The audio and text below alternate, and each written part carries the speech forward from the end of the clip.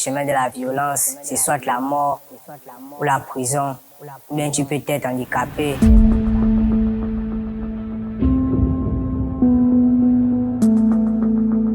ne me sont pas à l'aise ici parce que, premièrement, d'abord, ça ne fait pas plaisir d'apprendre que tout le monde part à l'école sauf moi, que je suis ici en prison. Je tiens vraiment à m'excuser et dire à mes frères et sœurs de ne plus se battre parce que ça mène directement à la prison centrale. J'ai des petits frères et petites sœurs dehors. Aujourd'hui, ils pleurent parce que leur grand frère est en prison. Et on doit servir la société, pas de la détruire. Ma plus grande peur, c'était la prison et je me suis retrouvée en prison. On ne naît pas délinquant. On le devient. Comment un enfant issu d'une famille normale, sans dysfonctionnement visible, finit par commettre des actes de violence menant à l'incarcération? La voix de Si j'avais su. Les recherches et analyses disponibles mettent en lumière plusieurs facteurs. L'évolution vers la violence et la délinquance est bien souvent la combinaison de facteurs biologiques, psychologiques, sociaux et environnementaux qui interagissent au fil du temps. Les facteurs familiaux et sociaux se traduisent par un défaut d'encadrement parental, l'absence ou la démission d'un ou des parents accaparés par les occupations extérieures. Pour survivre, les enfants versent dans le mimétisme et deviennent la proie facile des prédateurs sexuels. La société assiste, distraite à cette flambée de la violence aux conséquences lourdes sur la jeunesse. L'enfant suit, se retrouve à composer avec un oncle agressif, parfois vicieux, et dans le pire des cas, un oncle qui va jusqu'à abuser de lui. Les cas sont légion au Gabon. Certains enfants interrogés nous ont fait état de la pratique du sachet. La tante ou l'oncle qui garde l'enfant réclame de celui-ci des provisions pour pouvoir bénéficier d'un plat de nourriture et d'une place pour dormir. Mais comment un enfant de 12 ans, qui ne travaille pas, qui parfois est orphelin, peut-il rapporter à manger à la maison s'il ne mendie pas, s'il ne vole pas, s'il ne devient pas l'objet sexuel d'adultes de son entourage ou s'il ne vend pas de la drogue? Si les réseaux sociaux nous rapportent parfois des informations erronées ou falsifiées, ils ont le mérite de nous montrer le cauchemar d'enfants vivant dans une extrême pauvreté qui deviennent soit des délinquants, soit victimes de violences. L'image du jeune de 11 ans violé par un autre de 14 ans à cause d'une boîte sardine interpelle à plus d'un titre. Dans une famille en apparence normale, un enfant peut être victime ou témoin de violences psychologiques, physiques ou sexuelles. Ces violences peuvent engendrer un traumatisme qui va déteindre sur l'enfant et sa perception de la réalité de la vie. L'enfant produit de son environnement se retrouve alors seul face au monde et son corollaire de surprise. Dès son jeune âge, l'enfant peut développer des troubles oppositionnels qui peuvent évoluer en troubles de la personnalité à l'âge adulte, caractérisés par l'impulsivité et le non-respect des normes sociales. La réalité est irréelle. À la prison centrale de Libreville, où sont incarcérés plusieurs mineurs que nous choisissons de prénommer Marina, Solange, Aubonne, Jacob, Alfred, Thomas et Paul. Âgés de 14 à 18 ans, ces pensionnaires du quartier des mineurs à la prison centrale de Libreville au Gabon ont maille à partir avec la justice depuis des mois pour les uns et des années pour les autres. Marina, Solange et Aubonne racontent leurs histoires. L'influence des réseaux a pris le dessus sur moi. Elle m'a giflé, je l'ai rendu. On mérite pas. Les jeunes cherchent souvent la reconnaissance de leur père sur les réseaux sociaux, car la violence et le sensationnel génèrent des vues et des likes. Sur les réseaux sociaux, justement, la loi du plus fort démontre son courage et lui confère une notoriété. Pour se faire respecter, laver son image, son honneur ou celui d'un membre de sa famille, l'usage de la violence devient une norme. Je n'ai pas pour habitude de faire des bagarres. C'est parce que la fille en question, c'était déjà une habitude pour elle, à chaque fois de parler de mon père, à chaque fois que elle et moi, on avait assez discuté, que mon père est décédé du sida. Ça m'a vexée et plusieurs personnes étaient et ils ont cru ce qu'elle a eu à dire. Elle savait qu'à chaque fois qu'elle parlait de mon père, moi ça m'affectait et elle refaisait la même chose à chaque fois. Et donc moi pour mettre fin à cela, je me suis dit que en me battant avec elle ou en la corrigeant, elle allait arrêter de parler de mon père.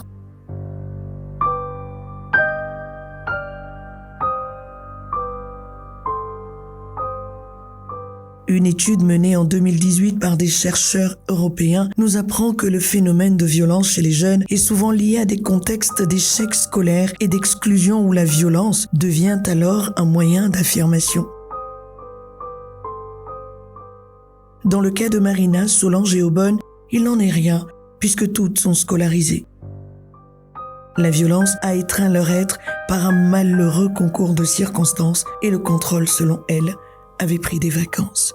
Avant mon arrivée ici, je faisais des petites bricoles pour me scolariser.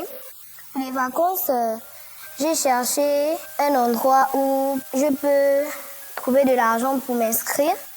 Vu que ma mère, elle se débrouille aussi, elle fait des gâteaux, donc je voulais alléger la tâche pour aller m'inscrire.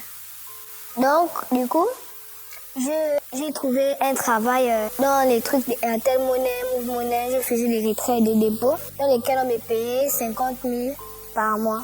J'ai 17 ans, je suis gabonaise, élève en classe de première.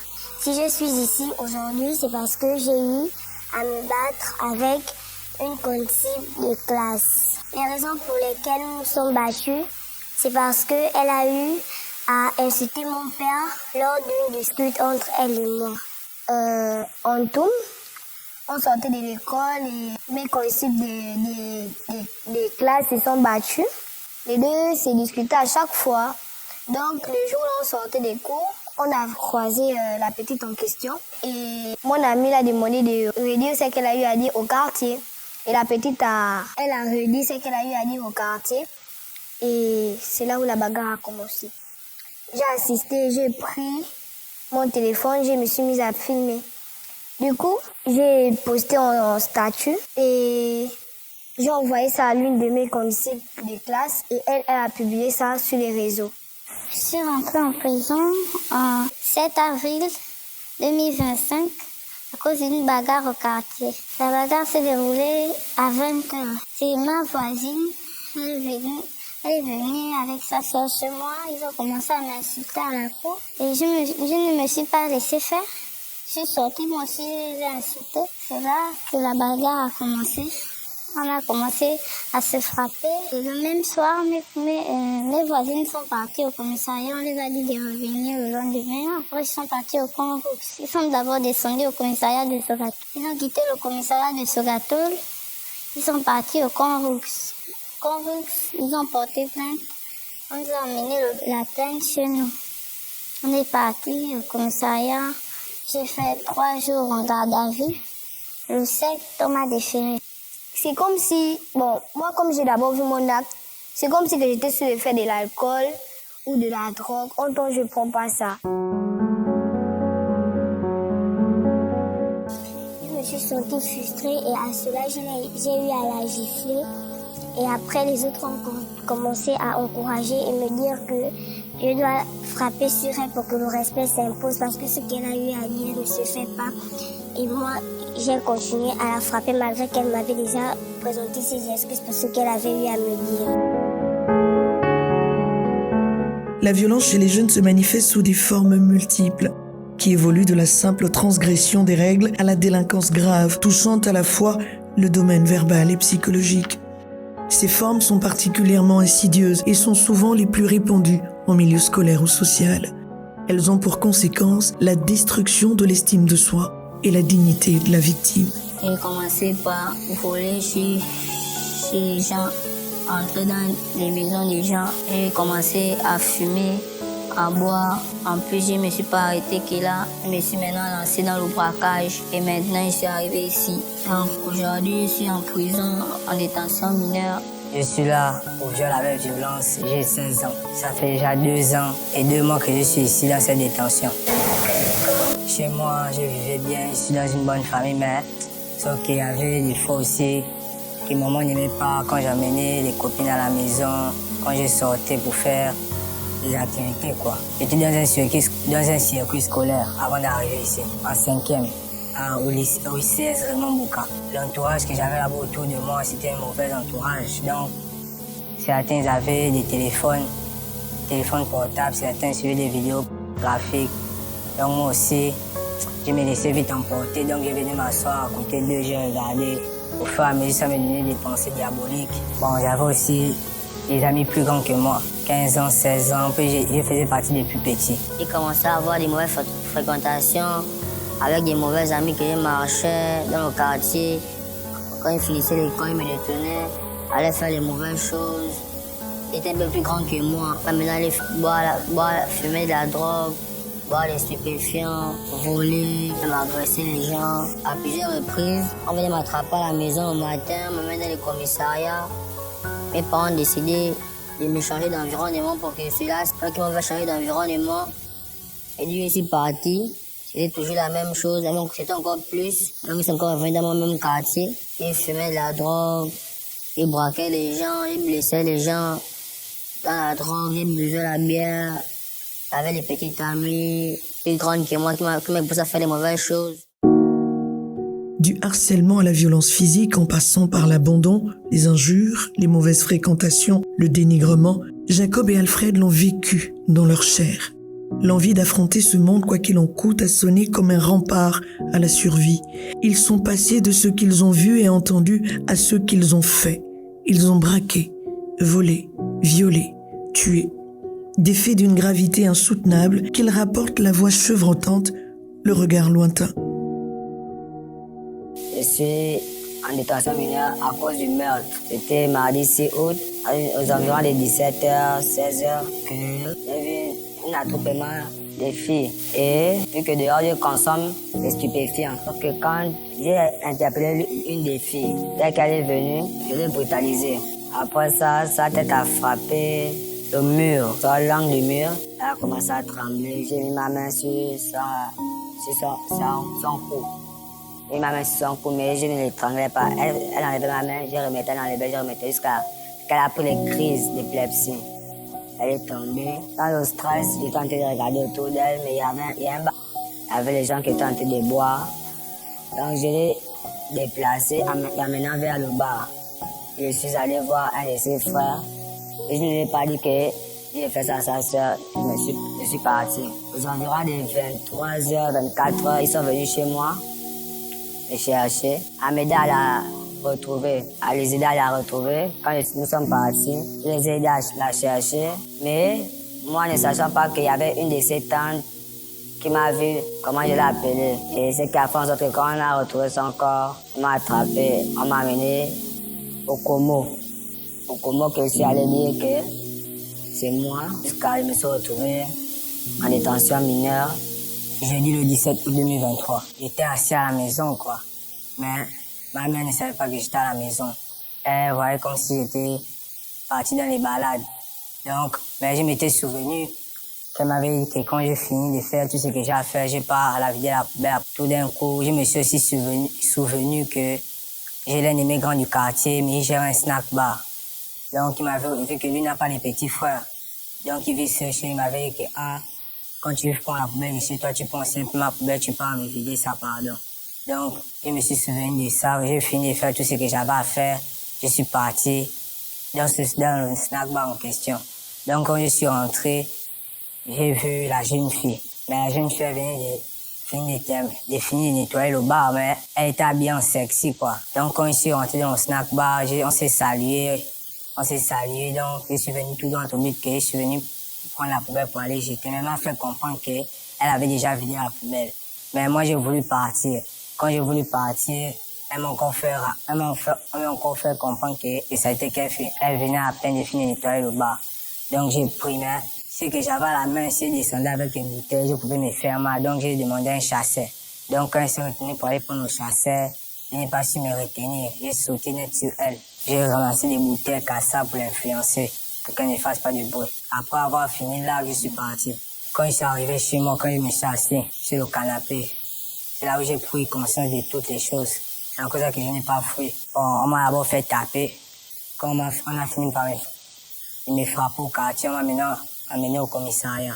Elle est venue avec toute sa famille, ils ont porté plainte jusqu'à ce que je suis venu jusqu'ici. Marina, Solange, Jacob, Alfred, Thomas et Paul ont un trait commun. Ils sont issus de familles monoparentales, à l'exception de Bonne qui, elle, vivait avec ses 2 parents et qui se retrouve incarcérée à la suite d'une altercation avec une voisine, l'amante de son père. Suivez mon regard. Ma voisine était la copine de mon père. La copine de mon père, là, elle venait à la maison. Puis les vendredis, je n'avais pas cours. Elle venait à la maison. Chaque vendredi, un jour, j'ai dit à mon père, dis à maman. Mais mon père, il a refusé de dire à ma mère qu'il sortait avec la copine. Il l'emmenait dans sa chambre. Moi-même, j'ai pris le pied, je suis partie dire à maman. Maman a commencé les problèmes avec elle. Puisque personne ne savait que ma voisine sortait avec mon père. Et ils ont su que c'est moi parce que je ne partais pas les vendredis à l'école. Elle est venue avec sa sœur chez moi. Ma mère n'était pas à la maison, mon père n'était pas à la maison. Ils sont venus commencer à me parler mal. Donc pourquoi je dis à ma mère que c'était la copine de mon père? Pourquoi je dis ça? Et elle a commencé à m'insulter, me traiter de bordel.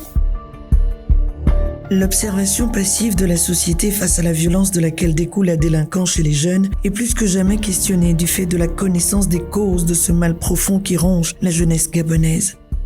Pratiques parentales inadéquates, manque de surveillance et d'encadrement, dysfonctionnements familiaux, rupture familiale, faible niveau d'attachement entre parents et enfants, mauvais traitements, abus physiques, chômage parental, influence des pères délinquants, appartenance à un gang, accès facile aux drogues, pauvreté du quartier de résidence, la qualité de la gouvernance, l'inexistence des politiques d'éducation et de protection sociale. La délinquance juvénile résulte le plus souvent du cumul de tous ces facteurs de risque qui interagissent finalement et s'aggravent au fil du développement de l'enfant. Consommation d'alcool et des drogues, vol et agression, vol à la tire, vol avec effraction et agression, attaque armée, toxicomanie et prostitution, meurtre. Thomas et Paul en ont été acteurs dès l'âge de 12 ans. Ce jour-là, j'étais dans les faits et cette drogue, le Kéméka. Cette drogue qui m'a... Parce que cette drogue, elle pousse, elle fait stresser. Cette drogue fait stresser. Donc, sous l'effet du stress, j'ai commencé à la brutaliser. Moi, j'avais déjà un problème contre un de mes amis. Donc, le fait de réfléchir, cette drogue, parfois, je prends... Parfois, cette drogue pour me calmer. Pour éviter de trop penser, de mal penser. Et ce jour-là, après, c'est revenu sur l'effet de la colère. Après, j'ai repensé à la scène qui s'est passée à mon ami. Et quand je l'ai vu, tout à coup, j'ai commencé à la brutaliser. Je suis venu ici le 1er septembre 2023. Bon, vu qu'on a les psychologues qui nous rendent visite, ils essaient quand même de nous remettre le moral. Maman, quand elle vient souvent me remettre le moral. Papa, il me remet le moral, donc c'est essayer d'y aller, quoi. Bon, de temps en temps. Ça n'arrive pas tous les jours, de temps en temps. La plupart des enfants en conflit avec la loi sont élevés soit par la seule mère, soit par la grand-mère. Le parent unique sur qui repose l'éducation de son enfant compose bien souvent avec un logement précaire, situé dans des quartiers sous-intégrés, du fait du coût jugé accessible aux petites bourses. Un tour à Aveilla, Kingele et les PK pour connaître le véritable visage de la pauvreté. Tout le monde le sait, mais personne ne propose une solution durable pour sortir ces familles de la misère et ces enfants de la délinquance. Le parent sur qui repose l'éducation des enfants doit s'acquitter tous les mois des charges, loyer, eau, électricité, scolarité, soins de santé et transport, sans oublier que celui-ci doit assurer au moins 2 repas par jour à ses enfants. Le parent unique se plie sous la tempête des factures et des soucis, mais ne rompt jamais. Seul face à sa détresse, le parent unique dissimule ses peurs sous la façade du pragmatisme. Son emploi du temps est un cours de mathématiques, son budget un champ de mines qu'il traverse chaque mois. La tension de sa survie sculpte son visage au fil des jours. Une personne d'une 20aine d'années, par exemple, peut ressembler à une de 50 ans. L'absence des deuxièmes parents peut rendre difficile l'établissement des limites et des règles. J'ai 17 ans, je ne vis qu'avec ma mère, mon grand frère et mon petit frère. Depuis 2017, mon père et ma mère se sont séparés. J'étais encore au primaire, en 3e année. Je suis incarcéré depuis août 2024. J'ai grandi avec mes grands frères et ma mère, mais en grandissant, j'ai été mal accompagné par ma famille d'abord, commençant par mes frères qui étaient déjà trempés dans la négativité, qui veut dire qui m'ont entraîné à faire des actes que j'ai fait aujourd'hui et que j'ai causé qui m'amènent jusqu'ici. Je reste avec ma mère. Mon père n'est pas trop là. On a fait travailler en province, donc il n'est pas trop avec moi, mais il vient souvent me voir. Il part à l'école, je suis en classe de 3e. Après, maman se sont séparés à cause de leurs problèmes de couple. Et puis, ça fait peut-être 5 ans. Donc, je restais seulement avec maman. Papa, il m'appelait sur mon téléphone pour avoir de mes nouvelles. Des fois, il venait me voir à la maison, m'y repartait. Question: où sont donc les pères qui ont volontairement entrepris des relations pouvant entraîner la naissance d'un enfant? Où sont ces parents? Quelle est finalement leur responsabilité? Quelle est la responsabilité de l'État et pourquoi personne ne dit jamais rien?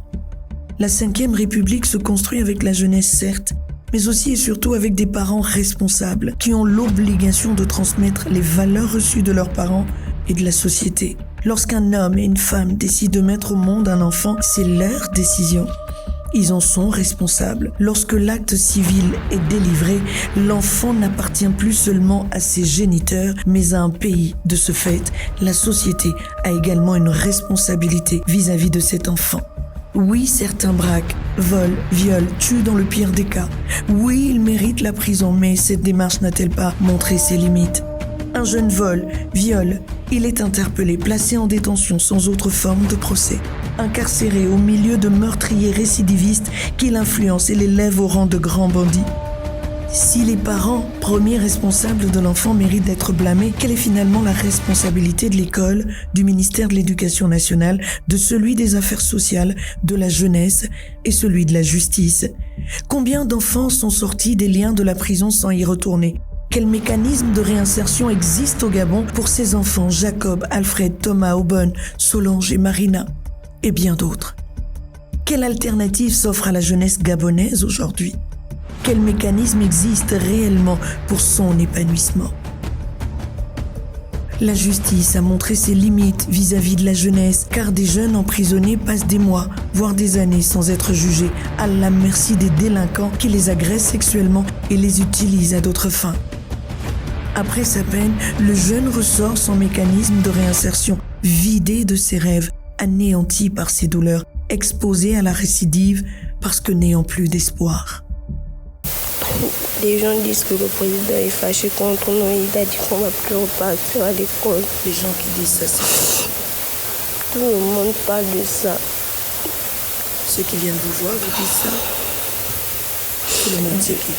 Depuis dehors, les policiers nous ont dit ça et les autres aussi qui ont vu les vidéos nous ont dit la même chose. Mais pourquoi le président? À cause de son CV d'ancien pensionnaire de la prison centrale de Libreville, l'enfant bien souvent abandonné par le seul parent qui lui restait est admis à la RPMP, entendez la rue, les petits métiers, la précarité, la prison. Lorsque je sortirai de prison, vraiment, j'ai envie de retourner à l'école et j'aimerais faire les cours du soir pour faire un candidat libre au bac. J'envisage de continuer mes études comme ce que j'ai fait avant de venir. Je vais recommencer ma 4e, je vais avancer dans mes études. La durée des prisons me fait réfléchir dans le bon sens, arrêter les mauvaises choses. Comme je sortirai d'ici, je vais retourner à l'école parce que avant que je ne rentre en prison, j'étais en 4e, mais si vous venez gagner le BPC, la réinsertion en prison à l'école, puisque là-bas on part à l'école. Je retourne à l'école. Retourner à l'école, une fois quand je prends mon bac, je cherche au travail. Depuis des décennies au Gabon, la jeunesse est utilisée par les hommes politiques pour leur positionnement dans la cité. Mais connaissent-ils réellement le quotidien de ces jeunes qu'ils transportent comme du bétail, ces fameux bœufs votants moyennant 2000, 5000, des t-shirts et des casquettes? Car lorsque ceux-ci posent des actes répréhensibles, ces politiciens bandent leurs yeux, ferment leur bouche et bouchent leurs oreilles. Aubonne, Solange, Marina, Jacob, Alfred, Thomas et Paul font face à la justice aujourd'hui comme beaucoup d'autres avant eux et après eux. À travers ces incarcérations, c'est la société tout entière qui est emprisonnée dans cette violence qui part de la famille à la société. L'État laisse faire. Conséquence, la famille éclatée ramasse des bribes de fondations qui, hélas, n'offrent plus aucune perspective à la jeunesse gabonaise. Avant de juger ces mineurs incarcérés et tous les autres en liberté, il est plus que nécessaire de se demander où l'État a-t-il failli. Car la place d'un mineur est auprès de sa famille, à l'école, avec ses amis, et non pas en prison. Cependant, pour mettre en place cet écosystème favorable à l'épanouissement de l'enfant, ensemble, la famille, l'école, la société et plus globalement l'État doivent entendre ces cris stridents de jeunes à travers des assises de l'enfant adulte de demain. Oui, il est peut-être temps de tout mettre à plat pour que le temps rêvé par nos ancêtres arrive enfin pour la jeunesse gabonaise. Souvenons-nous d'Omar Bongo Ondimba, qui durant tout son magistère a rappelé la sacralité de la jeunesse à travers ce slogan cher à son cœur, la jeunesse est sacrée. Rappelons-nous encore de cette célébrissime citation tirée de son allocution de janvier 2009. Dieu ne nous a pas donné le droit de faire du Gabon ce que nous sommes en train de faire. Sachons-le, Dieu ne nous a pas non plus donné le droit de fermer les yeux sur les maux qui minent la jeunesse gabonaise. Sous la 5e République, lors de son adresse à la nation, le président Brice Clotaire Oligui Nguema a placé la jeunesse au cœur des priorités nationales. Il a notamment dit « L'avenir du Gabon se mesure à la façon dont nous traitons nos enfants ». C'est pourquoi donnons à cette jeunesse le droit d'être actrice de son développement et non spectatrice de ses errements. Les histoires de Thomas, Paul, Alfred, Aubonne, Marina et Solange doivent aboutir à une véritable prise de conscience collective qui permettrait de replacer le jeune dans cet écosystème favorable à son épanouissement.